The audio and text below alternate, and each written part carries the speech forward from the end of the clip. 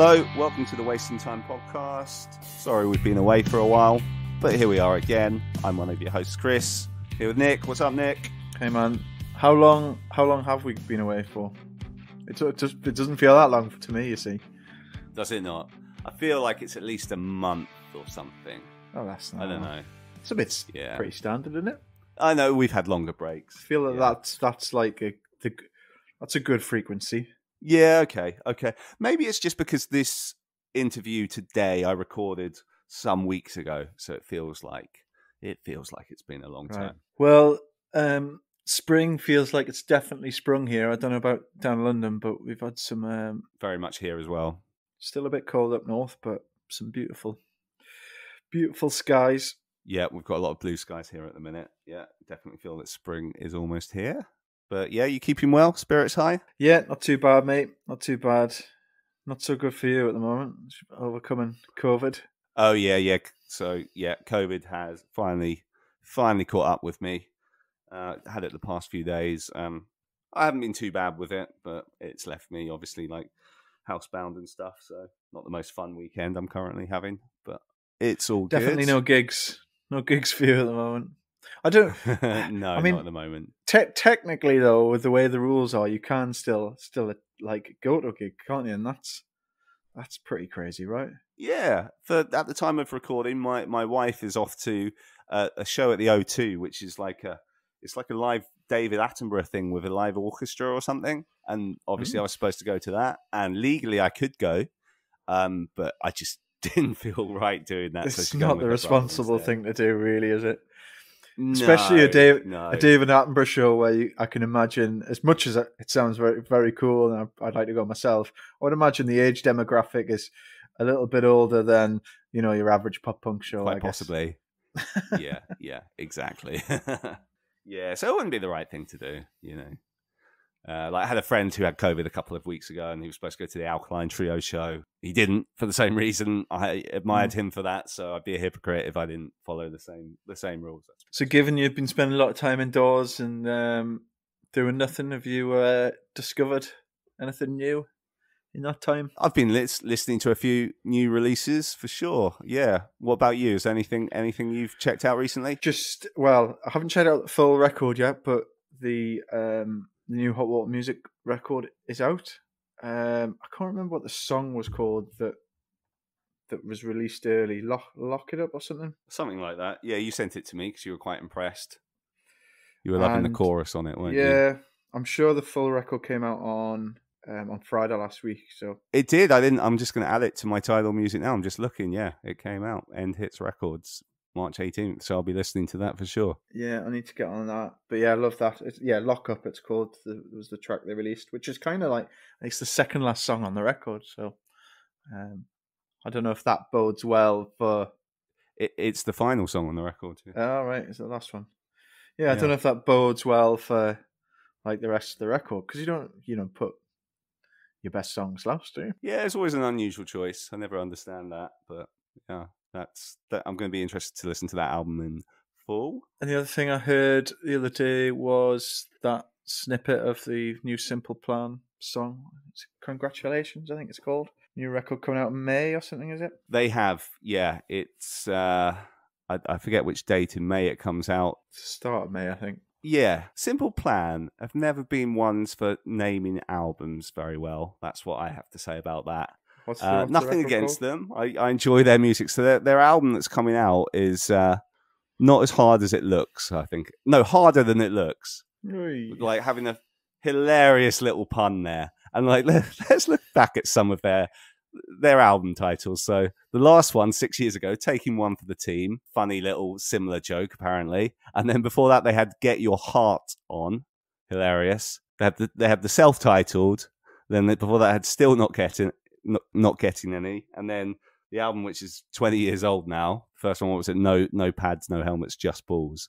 I feel like they have albums that are named by a 13-year-old or something, but and don't necessarily kind of fit the ethos of their actual songs and I know. records themselves. Yeah, Fair enough. If it was I a Blink 182 record, you can maybe understand it. Yeah. It's a little odd, but yeah. So they've put out 3 songs from this upcoming album. I've only heard that Congratulations track. Oh, okay. What did you think? Yeah, I think it's a really good, quite anthemic. It's got quite a big Good sound. hook. Yeah. Oh, so have you not listened to the one before that with Ruin My Life with Derek from Sum 41? Oh, maybe I have. Yes, I have. Yeah, I have. That's my favourite of the 3 so far. I think all 3 are really solid. What's the other one called? The first one's called You're the Antidote, or The Antidote. Yeah, The Antidote. Okay. Have they been released over quite a long period of time? Yeah, the first one came out in November. Just went that weekend I was coming up to you. It came out that Friday. Yeah, I probably have heard all 3. I've just not connected them to the new record, given they were such a long time ago. But I think all 3 are solid songs. Makes me actually look forward to hearing the album. Cool. Yeah, I know Zach Safini did the first 2, which is cool. What else has there been? We got another Machine Gun Kelly album coming out soon. He's had 2 songs out. One we've discussed before. Had one release with Ollie Sykes from Bring Me the Horizon this week, and Travis Barker. Yeah, I've heard that. It's not a bad song. I don't think it's a bad song. It's just no different than his other songs.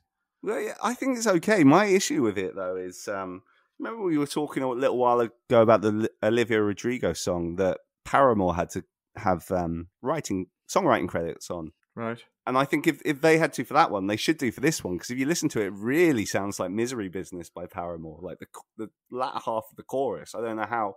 There's got to be a lawsuit coming, surely, for that. I don't know how they're getting away with that.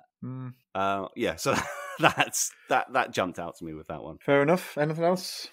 New song from Kenny Hoopla with Travis Barker as well. It was a bit more. It was okay, a bit more hip hop sided than the stuff from last year. Well, you do love your hip hop, don't you? Apparently so, yeah. New album from, have you ever listened to, I don't know, forgive me, I don't know how to say his name. It's Sueco or Sueco, Sueco. He's another sort of one of the Travis Barker core. And like Travis is on a song on his album. It's very much of that vein, but a few of the songs are pretty catchy. Yeah, that's it really. So we could probably jump into today's interview. So Nick had a sick day on this one. He was feeling poorly. So I had to go in solo for this one, and I spoke to Liz, who's the singer for a band out of Wisconsin called Gold Steps, who seem to be growing at the minute. Recently had a song out with another former guest of ours, Nick Thompson from Hit the Lights. Yeah, it was cool to have a chat with Liz, and here it is. Thanks so much for giving me some of your time. Well, I guess it's morning for you. Late afternoon for me. That's okay. Means I'm allowed to drink, so that's all good on this side. Oh, what are you drinking? It's just a bog standard BrewDog. Is BrewDog big in America? BrewDog. I've heard of it. I actually work for a craft brewery, so we drink a lot of beer at our house. I saw that from your guys' Instagram. Yeah, I want to talk about that in a little bit. Yeah, BrewDog's a funny one. It's a Scottish brewery, and it's just like in Europe now. It's so huge. It's ubiquitous. It's everywhere. It's like, because it's, I mean, I guess it's still a craft beer, but it's like, it's so mainstream, it's just everywhere. Mm-hmm. But it's actually, I think they've become a bit more of a sort of evil corporation as they've gone on, but the beer is actually pretty good, to be fair. It's just the dead pony that I'm on at the minute. Well, enjoy your beer. I'll be drinking water. Thank you. So, you're based in Milwaukee, right? Yep, Milwaukee, Wisconsin. Okay. And I've tried to like work out a timeline from looking at all the interviews and stalking your guys' Instagrams and stuff. So, were you in Texas before? Were you in Austin, Texas? Was it Austin, Texas you were in before? Yep. So we started the band in Austin, Texas. I had moved there and joined Zach's band. And then we broke off from that original band to start Gold Steps in Austin. And then after a few years, I got homesick and really wanted to move back to Milwaukee. We got married up here on the lakefront. So it's very, near and dear to my heart. And I just wanted to be closer to family. So we relocated from one of the quote unquote coolest places in America to me, my favorite city in America. Okay. So is it just you who's originally from that part of the world, not your husband as well, is it? Yeah, my husband's from El Paso. We just met in Austin. And Right, then okay. the other two members of the band, they are from here in Wisconsin as well. We picked up Okay. new members after moving. Oh, I see. Okay. Yeah. And like, so how does Milwaukee compare to Austin? Like, you know, I don't know too much about Milwaukee, to be honest. Austin, obviously, South by Southwest. My brother lived there for years, so I know a little bit by him. And as you said, it's supposed to be like a sort of hip and happening place. I mean, is it a contrast, or has Milwaukee kind of got its own thing going? So what I really love about Milwaukee is I really love how industrial it is. Like it truly is like a blue collar town. I mean, we have, you know, obviously white collar jobs downtown and stuff, but it's really, you know, it was a manufacturing hub for a long time. There's like the Menominee Valley is like full of like these old factories and stuff. So it kind of has more of like a gritty, like just really down to earth vibe. So Austin has turned into really like a tech hub for the South. Which, you know, the whole thing about Keep Austin Weird was something that was really kind of like, it was ubiquitous with Austin. It's like, oh, it's the live music capital of the world, and it's really quirky, and there's all these like free spirits there. And, you know, the longer we were there, the more that started to kind of fade away. And I mean, of course, I was a transplant too. Sure. But Austin got a little big for me. I don't mind big cities. I love all the culture that they bring to the table, but there's something to be said about how cozy of a town Milwaukee can be. I mean, everybody just feels, I mean, shit, you run into people all the time that, like, you know, at the grocery store, like, you can't necessarily be as anonymous. Okay. But it is really, it's very homey, and everybody is pretty humble here. And, you know, Austin was really fun. I just felt like I had missed like some of that down home feeling. That sounds really like country of me. But Milwaukee is really cool. It has a really great food scene. When our producer and Nick had come up to co-write with us, they were like, okay, we get it. Like, Milwaukee has great food. Like, stop feeding us. And I just, you know, like, I work at a brewery. I love the craft beer scene up here, which Austin also had. But there's just, I don't know. It feels like home to me, so I guess that's why I love it so much. Oh, nice. From what you say, it sounds like there's a sort of nice sense of community there as well, I guess, which is always good to have. There is. And we also, I mean, Milwaukee has the world's largest music festival, Summerfest. It's been going since Really? the 70s. Okay. It used to be an 11-day long music festival. Wow. And then over the pandemic, now it's switched into a couple of different weekends, and I'm calling this the ACL effect, because this year they're making it a 3-weekend festival. So from Thursday to Saturday for 3 different weekends in the summer, instead of doing one 11-day like shebang. So it's kind of new. I'll see how it works. I hope that it continues to bring people to Milwaukee, and then maybe if they stay for 2 weekends, the in-between time during the week, they'll come and hang out with me at the brewery and check out all the other really great places. And we have gorgeous museums here. We have a really great zoo. So Milwaukee's awesome. Come There's visit. stuff to do. Yeah, it's funny, like, because, you know, obviously I know of Milwaukee, but it's just like that you get like these American cities when you just like, obviously you know where they are, you know what state they're in, but then we just don't know too much about them if having not been there. So it's like looking on the Wikipedia and stuff, I was like, oh, it looks like a nice place, you know? Yeah, I mean, my drive to work every morning, I look out at this beautiful lake that's huge and you can't see the other side. I mean, it might as well be the ocean to me. That's cool. So yeah, it's a beautiful place. I'm based in East London. I don't know, have you had much UK experience? Been over this way before? Never. I actually just got my first passport this year. Oh, right. Okay. But we want to come to the UK. Really? We almost came to the UK. Very first one. I have not traveled. I've traveled around the United States a lot, but I've never been out of the country. So this year will be the first time I get to do that. Oh, so you actually have travel plans this year in place? Yeah, I mean, I'm going to Mexico for vacation. And then we may be going to Canada later in the summer. We'll see. We're trying to work out a tour with some of our friends. So, nice. And you mentioned did you say you almost came to the UK before? Was that like band related or just like, you know, personal holiday? Yeah, there was a festival. There was a smaller festival that, I want to say it's this guy, Danny Freeman, from a band called A Few Too Many. I think that's how we were kind of getting hooked up with it. And then it was like, they were like, yeah, totally come. And we were like, yeah, but except we've never been out of the country. I didn't have a passport at that time. And then we were like looking at just like the flights and stuff. And unfortunately, it was not financially possible at that time. But it's my dream to go over to Europe and tour. I'd love to get over to Japan and tour. So Australia, even though I'm scared of all things creepy crawly, and they seem to be full of them. I hope we can travel and do some more stuff overseas. Yeah, a few too many. I know that band. We've never had them on the show. We have talked about having them on before. And I like, because what frustrates me with like so many UK bands, and like, I don't know if you notice this as being an American and listening to UK bands, but what pisses me off is when you get a pop punk band in the UK, when they just like sing in an American accent. Whereas I think a few too many don't.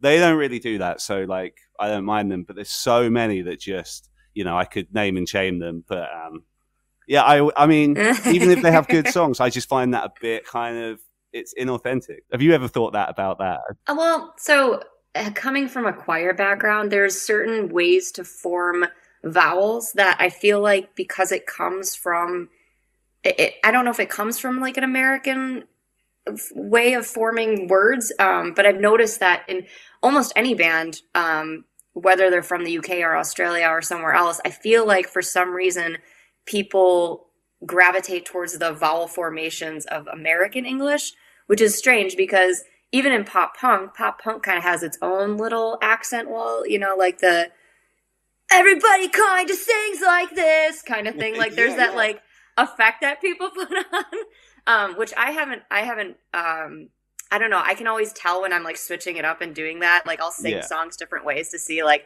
so what kind of like effect should I put on my voice to like sing this? But I have noticed that bands from everywhere around the world sing in an American English accent. And I don't know why that is. I don't know if that's because they've been taught a certain way of forming vowels or what. But I have noticed that. Our producer used to get up in me about my Wisconsin accent coming through with certain vowels. I was like, oh, you don't like that?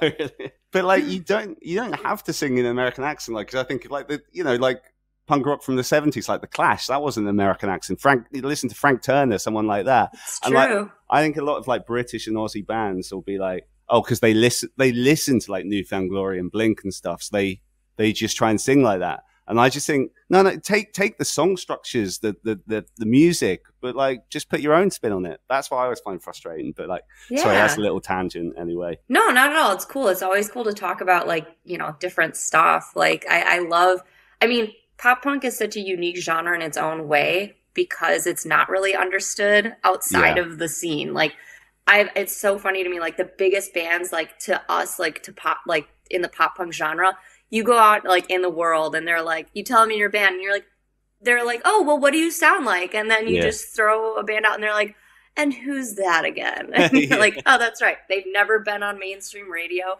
MTV isn't really a thing anymore. So, like if I've had people say like, like we just toss out Paramore a lot because that's just easy. And at least they've been in the spotlight enough. Sure. And then I've had plenty of people who are like, they're like, who's Paramore? Or like Blink-182, like, what's that? Oh, wow. All right. I guess you don't listen to rock music or like mainstream radio rock at all. Like it's crazy. I would wonder what would be the most recognized pop punk band. I would have thought it was Blink, but maybe. that's always my go-to. And it's funny, like with this show as well, if someone's like, oh, you do a podcast? I'll say, yeah, I talk to like musicians and stuff, and they're like, oh, anyone I'd know? And that, like, if it's someone who has no interest in pop punk, I mean, we had like one of the Sum 41 guys once, so like that's normally my go-to. I was like, oh, do you know Sum 41? And like, if they don't know them, then I just like, there's no point listing the other names to you, Yeah, you're like, that's about the. Yeah, it's just crazy though. Like, I mean, obviously, like, I don't exist in a vacuum. Like, I know bands like Imagine Dragons or like Linkin Park or like, other bands, but it's just such a weird little genre that like is tied unto itself so much, maybe so self-contained. That's why I like watching bands kind of break out of it and like kind of try new stuff and see, not everybody loves those trajectories, but I think it's really interesting when a brand can kind of when a band can break into the mainstream and still keep some of those flavors that, grew them into who they are. Yeah, it's always an impressive feat when they manage to do that. But Yeah. anyway, so like the way we normally do these shows is like we kind of, talk a little bit about the history of the band, as you might expect. So, I mean, what I'll do, if that's cool, like we'll just walk through Gold Step's history a little bit and then just kind of lead up to where you are today and like obviously the things you have coming up, and like obviously we'll talk about the track with Nick that you did recently, and kind of we'll keep that sort of broad structure if that's cool with you. Yeah, sounds good to me. So you said band began when you were living down in Austin, Texas. Had you been in any bands in like growing up in Milwaukee prior to that? And I suppose like and along with that question, what kind of music were you kind of like firstly into that made you want to start bands? Well, so up here in Milwaukee, I was in a couple of bands. Only one of them ended up actually playing out shows, but I was in college and trying to get my degree at the time. So that didn't really come to anything. I think we played a few shows and they ended up getting a different singer because I was like, I got to focus on college because it's expensive and I'm paying so much money for it. And then after that, I kind of like always dabbled in stuff on my own. I was actually living in Madison for a few months and was starting a band there. And then I was living with somebody and they got a job offer in Austin. So I packed up and moved to Austin and I said, well, since I'm finally here, like I'm going to really give music a shot. I've always wanted to sing. I've always wanted to be in a band. I grew up listening to all of like the pop punk icons, like Blink and Simple Plan and Sum 41, and Sugar Cult was a huge band for me. Motion City Soundtrack. I'm wearing their t-shirt. Oh, nice. They're a huge influence of mine. Fall Out Boy. So I always wanted to be in a band. Like I like the band structure. I like how energetic it can be. I don't know if I could hype myself up if I was alone. But so when I moved to Austin, I was introduced to Zach by a guy who I was in a band with, and Zach ended up not joining our band, but I ended up leaving that band to join Zach's band. And then Zach and I started dating, and the drummer of our former band was not super cool with that. Okay. So then we were like, okay, that's fine. I mean, we write good together. Like we enjoy writing with each other. So we're just going to break off and do our own thing. Like that just makes more sense for everybody. We also wanted to take things in a more pop rock direction than straight like punk, and the other guy was kind of looking more for like a bad cop situation, or like bomb pop stuff that's a little more punky. Pat Rex kind of stuff. Yeah, exactly. And I'm kind of more I really like pop music and stuff that is really focused on vocal melodies. So Zach and I started Gold Steps, and that was in 2016. We just had our birthday. We're 6 years old now as a band. Wow. It's crazy. And it's funny as well. Ironically, I mean, I'm guessing you named your name after a song by a band that I would argue, we could have like a friendly argument about this, a band that are guilty of doing what I was talking about before, I think, a little bit. I thought you were heading that way, and I was like, oh, I know who he's talking about. No, I mean, I wasn't, it's funnily enough, I wasn't specifically thinking of them, but I would say they were a bit guilty of it, even though they do have good songs. And I don't want to slag them off personally. We've had one of them on the show before, and he was he was a talker, but he was a nice chap. Yeah. We all are, though, I think. No, we had the guy who he's not in the band anymore. He was the bassist. Then he kind of left to start EDM music. Oh, Phil. Basically. Phil, yeah, we had Phil on the show a couple of years ago now. Oh, very cool. Super talented guy. I hope he's doing really well for himself. Yeah, I looked him up the other day, and his project Problem Child, it's called, seems to be getting a lot of traction, and I think he's doing quite well with that, to be fair to him. You named it after a Neck Deep song, so I'm guessing because that I'm thinking of that song, like the chorus, it's quite a sort of positive message. Is that kind of like part of the reason you picked that song?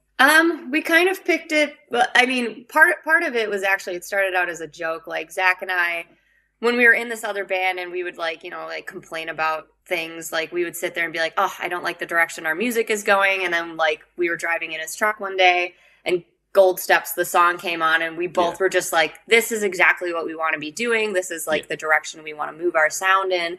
And then so we were like, well, we'll start a side project and call it Gold Steps. And then one day things just came to a head, and we just like left that other band. We were like, you know what? I think it's time we move into directions that fit better for everyone. And so that was the day Gold Steps was born officially. Okay. And we've met Neck Deep. Oh, you have? Yeah, we met them at Warped Tour, and they signed. We had like a little postcard of ourselves, like as the band, like, and they signed that and one of our Gold Steps T-shirts. So that's somewhere in our house. We used to have it like hung up somewhere, and then we moved, and it's probably around here somewhere floating around. Okay. But that was really cool. They were like, "Oh, we've heard of you," and it's probably because my brother had met them at a previous date of Warped Tour and told them about us, but maybe they came across us some other way. We've talked to Ben a few times too about that's the singer, maybe right? Working with him in the future. Not Ben. Oh, sorry. We've talked to his brother Seb. I think Seb is in the band now. Yeah, he took Phil's place, I think. So how were the early days of Gold Steps? Did you find it easy getting shows in Austin? Because it kind of has a reputation as a good live music city. Like how did you find that?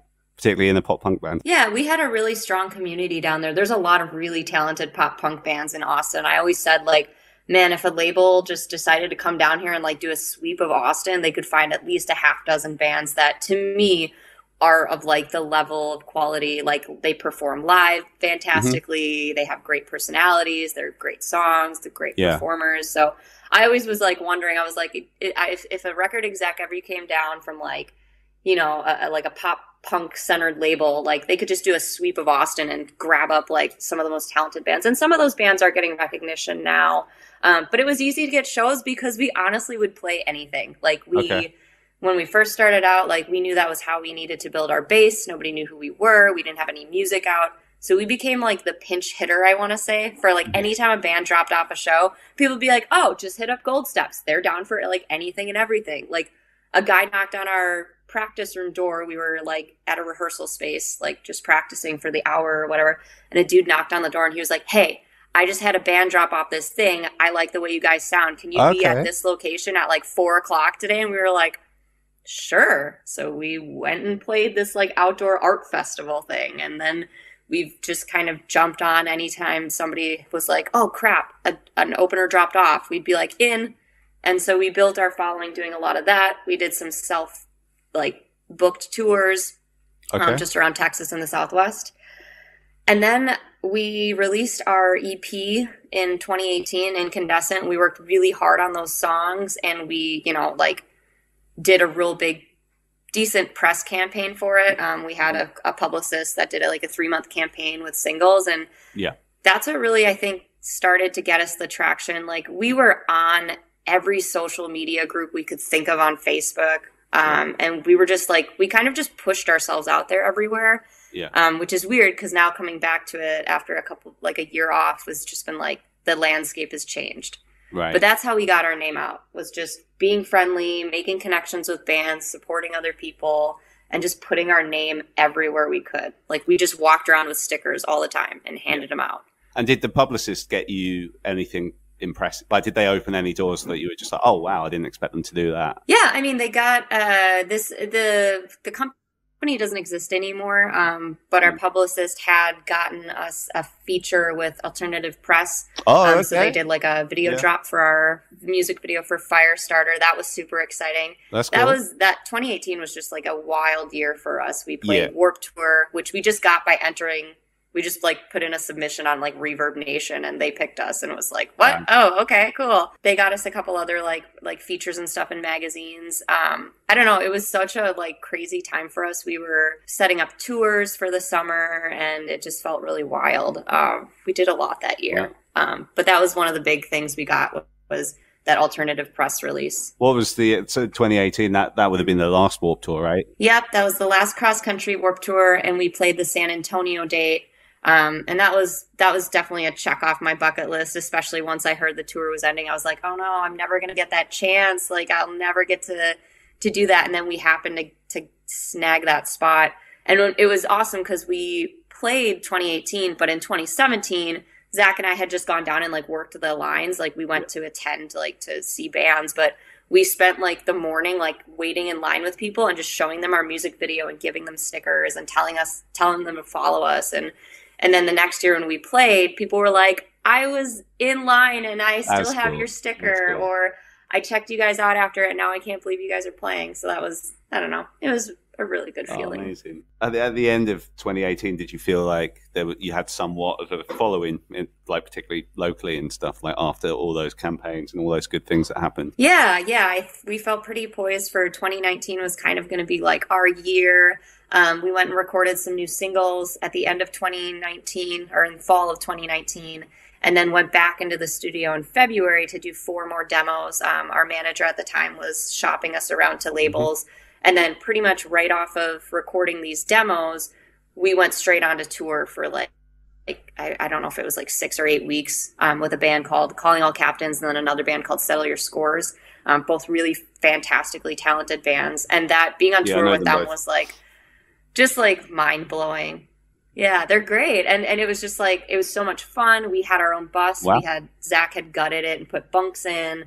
And so we did the thing and then came back from that tour. And I think there was just a little bit of burnout because we had been going so hard pretty much since 2016 to so we kind of were maybe we need a little bit of a reset, some self-care and time to take a break. And I was really missing home at that point. I had been away for almost 5 years. Okay. So, I mean, I visited, but it wasn't the same. So we decided that the best thing for us was to move up here and kind of take a break from things. And now we're back.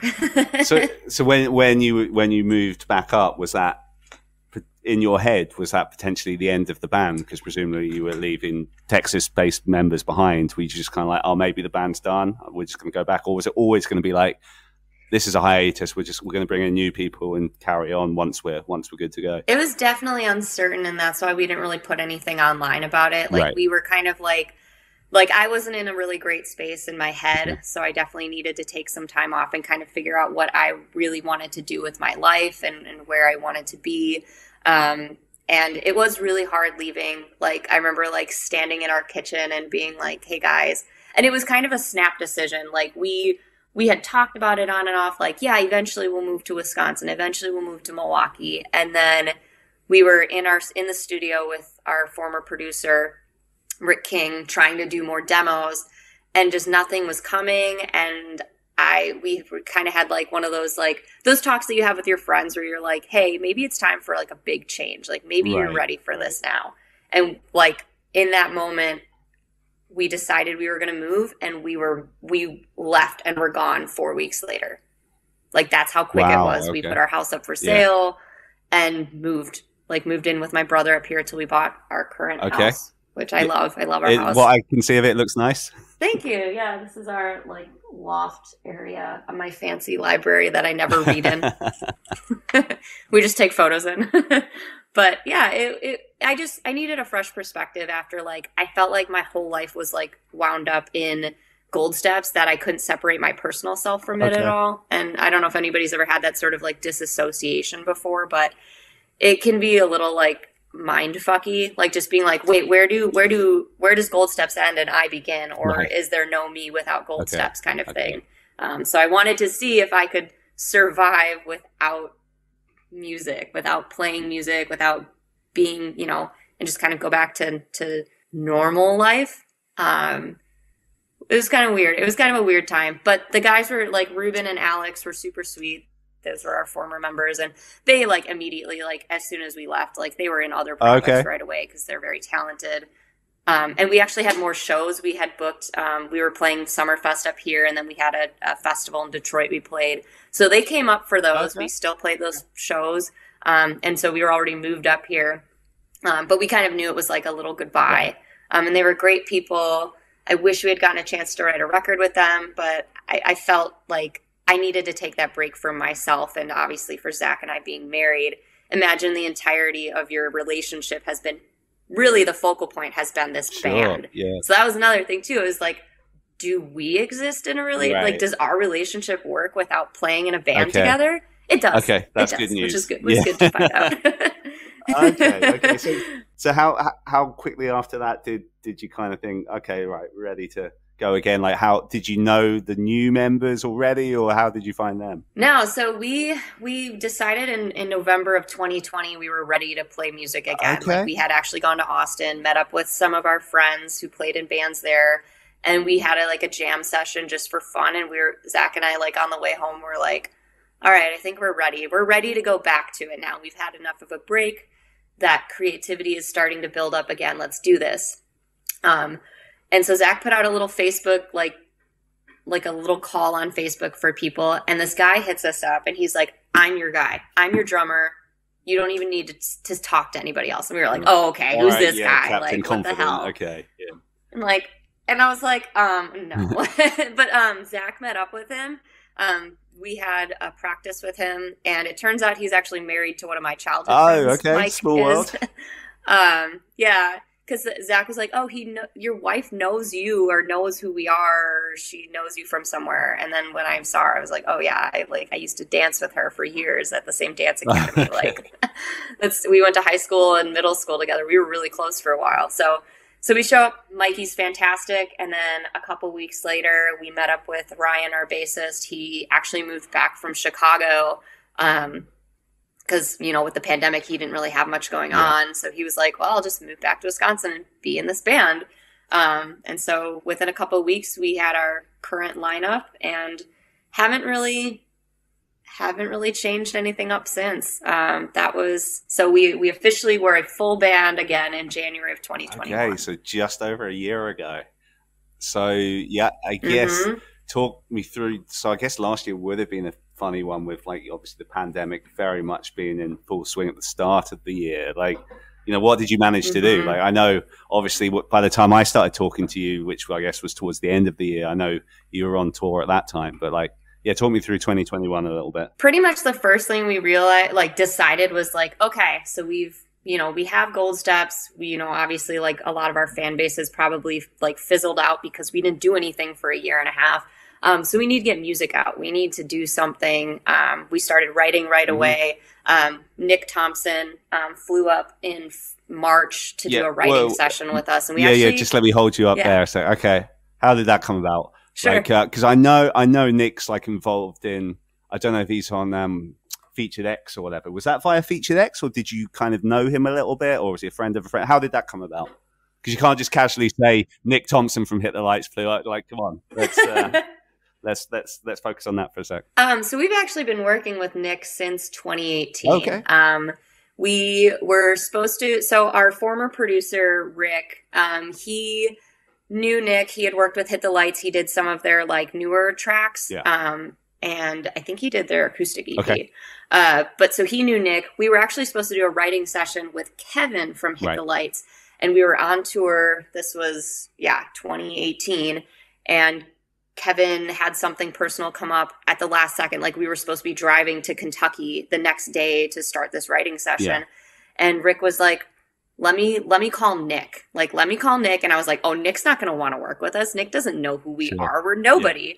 Yeah. And Rick magically convinced Nick to come up and be like, no, this band is worth your time. Come check them out. Come write with them. Whatever, let's do this thing. And Nick and I clicked right away. I hope he feels the same way because I always say this, but when Nick and I sat next to each other and started working through okay, what's going through your head right now? What kind of topics are you thinking about? What's important in your life that you want to write about? And it just flowed so easily. We wrote Empty Space and Under Attack in that writing session. Okay. And pretty much right from there, we wanted to continue working with that team because it just, everything flowed so well. Nick has a real incredible knack for melody, and he has a really good way of pulling things out of my head that necessarily I don't think are oh, I don't think that's a good lyric. Okay, well, how do we make it better? Oh, I don't know if that's something I could write about. Well, why not? Let's do that. And he helped me get over some creative mental blocks that I had.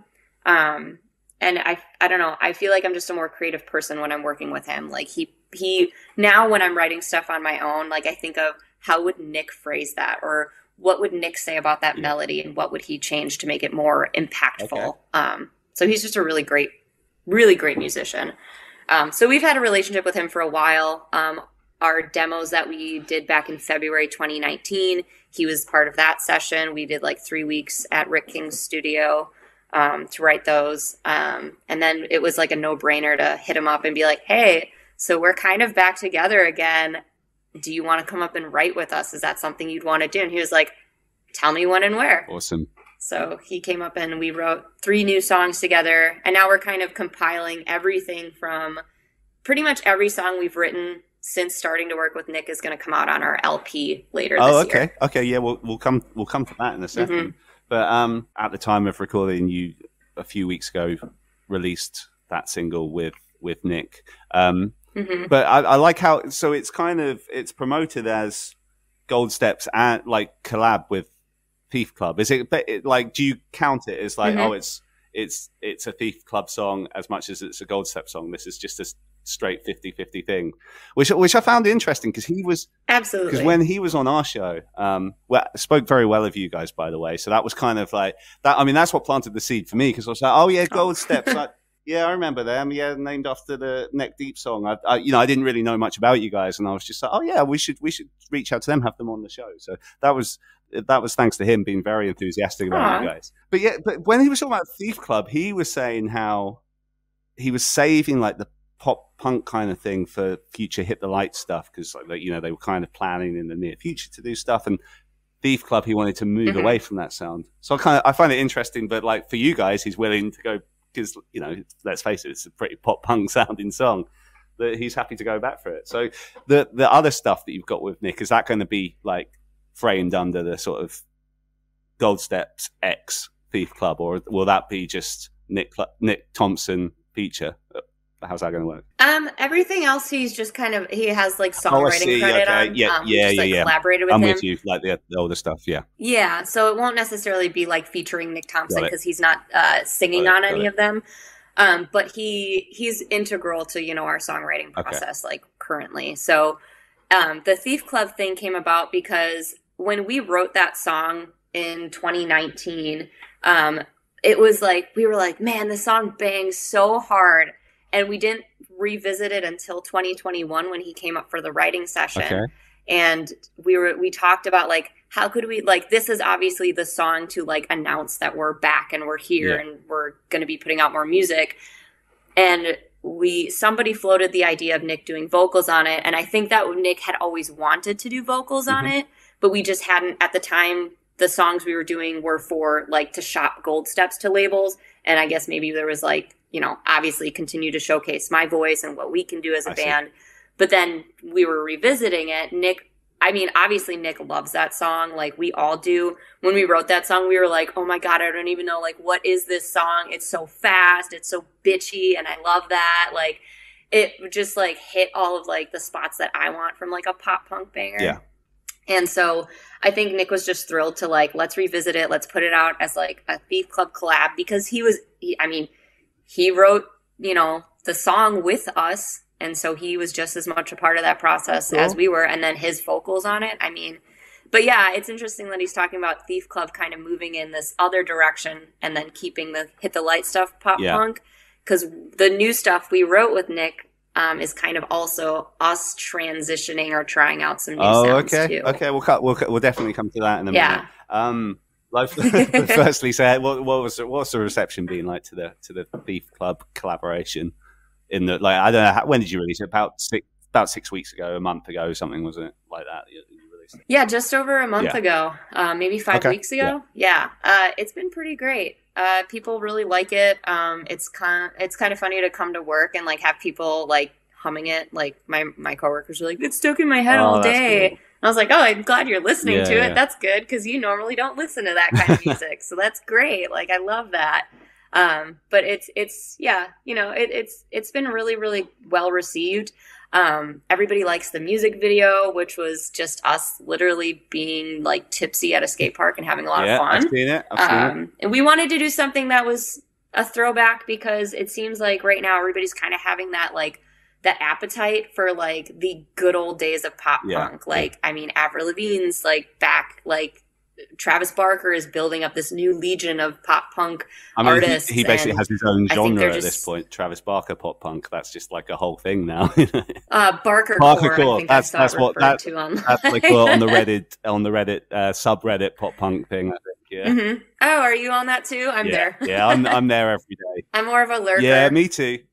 I'm trying to post more or comment more at least, and not just be like a fly on the wall. But I get scared that people are gonna be like, I hate you and you suck, because people on Reddit can be like very, very hot and cold, and like if you don't have the best opinion in the room, like they'll shit all over you. Yeah, you just got to take a step away from it. And it's funny, I saw the other day there was a thread about like someone asking for female vocalist bands, and like I just looked at the comments. I did spy you in there. I was like, oh yeah, I'll bring that up. I have nothing to hide. Everybody will know my Reddit someday.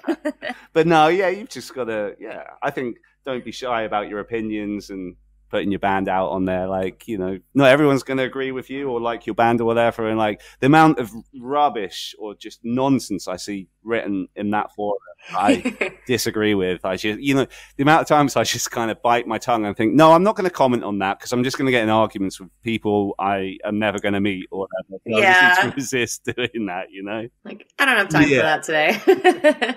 Did you see they started a new group called Old Pop Punkers? I have not noticed that, really. I think they started that yesterday or the day before. So of course I immediately joined because I was like, yeah, I've been in this scene for a while. Like I've been listening to this music for well over half my life. I think I get to be an old pop punker today. I mean, so is that more referring to people's ages, or is it just people who don't want to hear about, I don't know, Driveways or whatever bands that people are constantly talking about, like the new bands that people are, I don't know. I'll have to check it out and see. Yeah. Right now, I mean, there's like nothing in there. There's like a couple of posts. I think somebody posted a Blink-182 video or something like that. But I think it's supposed to be a safe space for those of us who aren't ready, for those who aren't ready to admit that, there's, bands that are getting signed to these traditionally pop punk labels who now like kind of, go beyond that genre line, whatever you want to call it. And it's more like, I don't know. I guess that's like a safe space for like the old days. How did you feel about on that subject? Kind of like the sort of resurgence that pop punks had, the sort of TikTok pop punk that was, I guess, sort of started by Travis and Machine Gun Kelly, and we've seen loads of artists at that kind of in that lane, a bit like that since. Like, how do you feel about that kind of movement? Are you a fan of any of it? Like, what are your thoughts? I love it as long as, to me, there's some sort of progression there. Mm-hmm. Like, I don't think it makes sense to necessarily rehash everything from 2003, as great as of an era that it was. It would be cool to see more people go back and check out those bands that were popular during that time. Some of the smaller bands. I think the When We Were Young Fest is actually bringing a lot of light to some of those artists that have kind of fallen by the wayside because they didn't, like, I guess, hold on to the wave as long as other bands have. So it's really great to see some of those smaller band names in there and be like, oh yeah, I remember catching them at Warped Tour in 2008, or I remember catching them, at a concert in 2013. Sure. And they really haven't moved since then. So I hope that more people go back to check out a lot of these smaller bands that already existed and have been working for years to continue growing their fan base. But then I love the innovation that's coming from a lot of it. Like, I have a coworker who was really into Juice WRLD. Okay.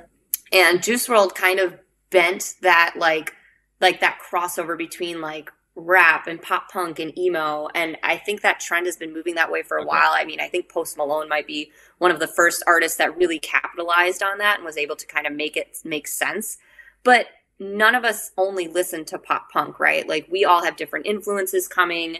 So I think it's really cool to like hear bands make a great pop punk song, but why can't they also on the same record do a song that's a little bit more new wavy, or do something that's a little bit more folky, or something that's way more hyper pop or something like that? Like, why do we put these boxes around artists? And I think that's why artists get so frustrated, especially with the pop punk genre, is because people get so like, they don't want people to like leave. It's like, no, stay mine forever. Like, once you go out into the big world, you're going to change, and we love you, so please don't change. But at the same time, like, we all inevitably change. Nobody is the same person 2 years ago from like right now from 2 years ago. Like, I don't know. I think we have a tendency to want to keep people in like a little box forever. Right. That's just our special pop punk box. But I love how innovative these bands are. I mean, a good song is a good song no matter where it came from or what kind of genre it really exists in.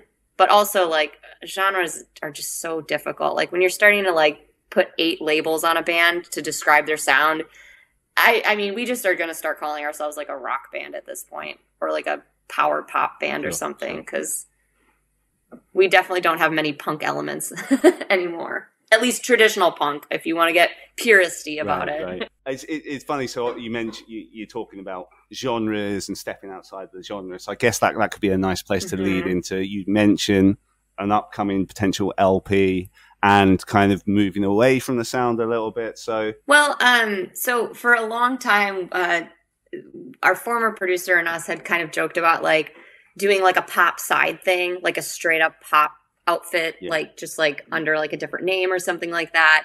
And then we kind of came back to that idea a little bit as we moved into like this writing session with Nick. Like, I wanted to stretch my wings a little bit as a vocalist, as a songwriter. I'm a huge fan of Taylor Swift. Anybody who's probably seen any interview in the last couple of years, like, I've gotten over my fear of like people like being weird about that.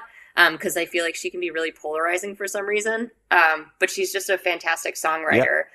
So I love listening to her song structure and her rhyming schemes and that sort of thing. And so I wanted to kind of, I guess, flex a little bit as a songwriter and not stay in that little box that's too, I guess, like, I get wrapped up in my own head sometimes. Like with pop, things can be very simple and still have the same effect without necessarily like dumbing down your words or stuff like that. But one thing that Nick has always gotten on me about, same with Rick King, was I have too many words. I have too many lyrics, and that means that it's going to be a melody that people can't follow. Like, what's something that's simple, impactful, but still has meaning? So we really tried to work in with those sort of confines, I guess. Those were the guidelines that we went with. And then we kind of scaled back a little bit on some of like the drums, like getting away from like the 4 beats and the blast beats and like stuff like that. Like, the only song on the record that has a breakdown is Stay the Same. Oh, right. Okay. Whereas our first EP was like all chuggy chug breakdown, easy core. Like, we're going to be the female fronted NFG for your strong outfit, which did not come to fruition. Right. But I think a lot of it too reflects that we listen to different music and we've kind of grown up, topically. I mean, I'm not chasing boys around, high school or college right now. Like, I'm married. My insecurities come from a different place than they did 5 years ago. Sure. So I think there's also a little bit more like bluntness, I think. Like, Stay the Same as a song that was obviously like written about a certain type of friend that exists in life. Yeah, Under Attack was about a specific person. There's a song on the record that is very, very, very much, I think the person who I wrote it about, like, they have to know. Okay. Like, it's that pointed. Okay. Like, nobody else listening to it would know it, but that was where I was like, okay, this is my Taylor song. Like, this is that song where, like, I am straight calling you out, and do not piss me off. I will be petty about it. I am going to write a song about you. And so we'll see. We'll see if that person knows once it comes out. But that's probably one of my favorite songs I've ever written, because I wrote the melody was basically unchanged. Like, it was like a voice memo. I sat down and just hashed this song out, and the only thing we really did a lot of work on was changing up the bridge. Oh, right, okay. So that song will be called Front Row eventually when the LP comes out. And do we know when the LP would be coming out? Like, you mentioned like shopping it to labels and stuff, so I don't know where you're at with that stuff. Yeah, we're talking to a couple of small labels right now, so we haven't necessarily signed anything yet, but that is why there's all of a sudden, like, we were like, oh, we're going to drop the LP in March, we've got like a couple singles coming out, and all of a sudden we kind of slowed down. Okay. And that's just because right now we're trying to figure out where we're going. In the next few weeks, we should have it kind of solidified and then be able to make a more concrete promise on things. Yeah. But now I think it's probably going to be closer to summer, if not later in the year. So unfortunately, if anybody was really caring and waiting around for us to drop new music, Stay the Same is what you're going to hear for a while. But we do have other, so keep jamming that and the old stuff. Keep jamming Empty Space and Under Attack, because those will be on the new LP as well. And then we've already started writing for a new record too, just because we've been very creative lately. So sometimes when you're busy promoting stuff and playing shows, it's kind of hard to like find time to like be like, oh, we want to keep writing, but right now we kind of have to focus on like the stuff we have that's ready to go. So hopefully hopefully we can keep all the gears moving. So apart from, you know, that kind of record in the distance, what else have you got kind of planned for the next few months, I guess? I know you have a show tonight at that time of recording. Like what's on what's on the immediate horizon? So we've got pretty much one show booked per month in Milwaukee through June, and then we have a little weekend run. We're going to be hitting up Grand Rapids, the Detroit metro area, and then Chicago, or just outside Chicago. So we've got a little weekend run with a band from Chicago called Fluorescence. I know them. Coming up at the end of April. Yeah. Oh, I mean, not personally. I know of them. I mean. Okay. Yeah. I got sick in December. We were supposed to play with them here in Milwaukee. Okay. I got like the horrible flu. And so we couldn't play. And then they still were like, well, do you guys want to do a weekend run? And I was like, oh my God, like, thank you for not hating us for getting sick. So we're going to be doing that little weekend run. And then we are trying to work out possibly heading down to Florida at the end of June. Okay. And then possibly a Western Canada tour, maybe with Nicholas Rage. We're just in talks. Nothing's confirmed. It's like on our like little like, can we make this happen list? But we'll definitely be on the road before the end of the year. We're going to be doing something, whether it's just like a 10-day run or a bunch of little weekenders, but we're trying to get out there and play as much as possible because we love performing. That's my favorite thing, is being able to go out there and like fully with my entire body express all of those feelings that are built up in these recordings. You know, I don't want to take too much of your time. I'll let you go in a minute because I know, you know, you'll probably have stuff to get ready for later and stuff. But I guess we could kind of like wrap this up with just like, we tend to kind of wrap them up with some sort of general broad questions, but I'm always curious to see what people's answers are to these. So if it's cool to do that, we'll do that. Then I'll let you get on with your day. But I'm an open book. Okay, so Gold Steps are going on tour with anyone you like. Who are the 3 bands or artists that you're going on tour with? I'm guessing Taylor Swift's probably one of them. And I mean, this can be anyone. I think right now we would probably be picking the bands that we've been listening to a lot. So we're huge fans of Between You and Me. Australian bands, yeah. Oh my God, they are so good, and their new record has just been like insane. It is 100% from start to finish, just like my favorite album that came out last year. It was amazing. I would say so. Between You and Me for sure. Probably Bearings too, just because we love Bearings, and Hello It's You was a record that, again, we just spun them side by side, I think, with Between You and Me. So we're driving out to Ohio to see them play. Oh, really? Because we have tickets for a different show the night they're playing in Chicago. So it'll be a fun weekend. So yeah, Bearings, Between You and Me. And then I'd probably have to say Knuckle Puck is the one band that like all 4 of us consistently like are just, they're just solidly like on in the background. Like you could visit our house like any day of the week and somebody's probably listening to Knuckle Puck in a room somewhere. Oh, really? Okay. Like it just happens to be that way. Okay. Mm-hmm. Well, that's funny because I like my next question was going to ask like, what artists are you listening to right now? But I guess you sort of answered that. But was there anyone else who you left out when you were saying that sort of dream tour? Like anyone else who's kind of you would recommend our listeners be listening to right now? I kind of dive around in like the pop scene. I know like like you guys have all heard of like Dua Lipa and Taylor Swift and Carly Rae Jepsen. Sure. So like that's probably not worth like throwing out. I don't think they need the promotion though. Right? Yeah. There's oh my gosh, who was I listening to the other day? It's like, well, Charlotte Sands is really good. I mean, I dig her a lot. I really like what she's doing. Yeah, I like that EP, that last EP. Yeah. It seems like she's worked for a really long time to get to where she is. So it's crazy, like, to see, like, I don't think you ever see her without a smile on her face. She just looks so happy to be where she's at. And I think it's really great that we are open to embracing, like, a solo pop punk artist. Because I didn't think I didn't think, like, you could thrive in this genre without being part of a band. So it's really great to see somebody very talented who's worked very hard since she was 18 to get to where she is now. I mean, I'm sure she was working for it before then, but that's when she moved to Nashville. And so I'm really, like, impressed by how she's, like, really thriving. Like, that's great. And then I like this band out of, like, I'm sure most people have heard of, like, Phoebe Bridgers. And she just did a song with Muna. And I've been a fan of Muna for a while. They came up in, like, the Carly Rae Jepsen radio or something like that. So big fan of I believe they're out of California. And they are just fabulous songwriters, stuff that's, like, super catchy.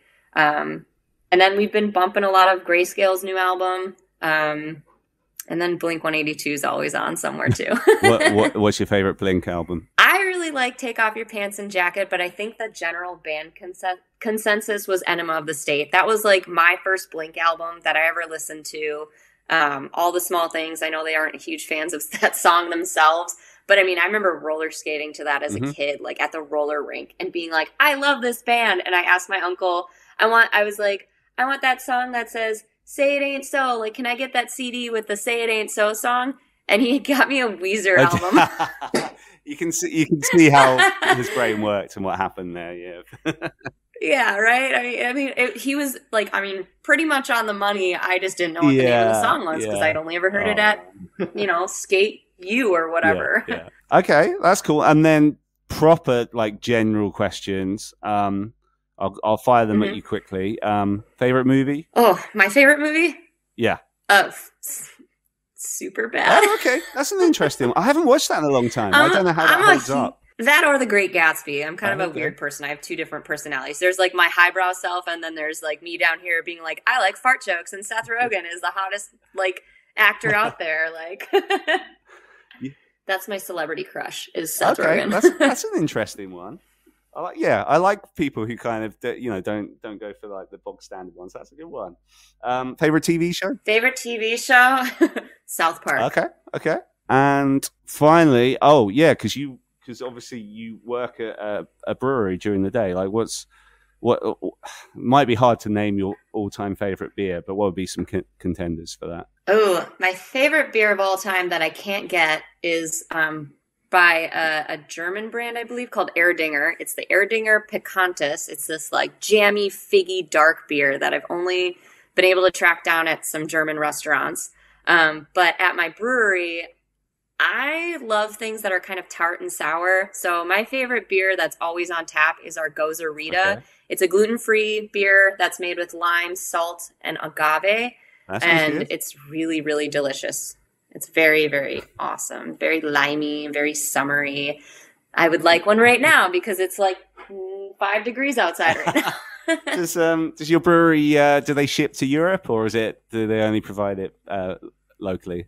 We are currently available in the Ukraine, Canada, and I'm not sure if we worked things out with. We were shipping beer to South Korea for a while. I'm not sure if that's still happening, but we are mostly in the States. We're in, like, 30 some states. We're, like, the biggest craft brewery in Milwaukee. Nice.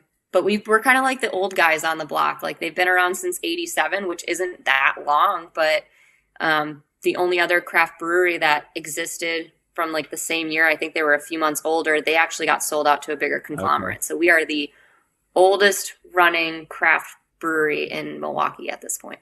Independent running still. That's awesome. And yeah, I suppose, like, 87 is kind of old when you think like kind of like craft beer and stuff. I know it's always been kind of big, but it's like in the sort of last 15 years it's got really big. So, like, your company was before the trend, I suppose. So that's cool. But they need to get themselves in gear and get shipping to the UK so we can sample. Yeah, they should. Oh, Lakefront Brewery, just so I can get the plug in there. Yeah, I'll put that in, like, the show notes or when we start sharing this once I have this episode ready. Yeah. But with that said, I should probably let you get on with your day. Thank you so much for giving me the time. This has been awesome. Thank you so much, and good luck with your show tonight. Thank you. Have a great rest of your day, and thanks for having me on. Anytime. All right, thanks, Liz.